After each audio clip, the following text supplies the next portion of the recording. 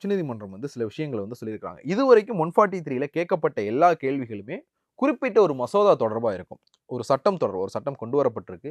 இல்ல ஒரு இன்ஸ்டன்ஸ் நடந்திருக்கு.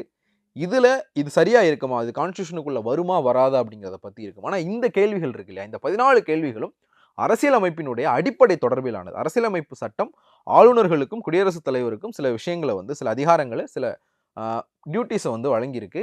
அது தொடர்பான கேள்விகள். இது வந்து இந்த ரெஃபரன்ஸ வந்து நாங்க குடுத்தே ஆகணும். ஃபங்ஷனல் ரெஃபரன்ஸ் இது. ஸோ, இதனால வந்து நாங்க பதில் சொல்லணும் அப்படின்னு சொல்லிட்டு, அந்த தீர்ப்ப அதாவது state of Tamil Nadu versus governor of Tamil Nadu அப்படிங்கிற அந்த வழக்கினுடைய தீர்ப்ப, இது ஏன் பாதிக்காது அப்படின்றதுக்கு வந்து 2 இடங்கள்ல வந்து இவங்க சொல்லியிருக்கிறாங்க. ஒண்ணு வந்து ஏற்கனவே காவேரி வாட்டர் டிஸ்பியூட்ஸ் ட்ரிபியூனல் தொடர்பான வழக்குல வந்து ஒரு விஷயம் வந்து சொல்லப்பட்டிருக்கு. என்னன்னா, it was also suggested that in exercise of advisory jurisdiction early decisions of this court cannot be over ruled.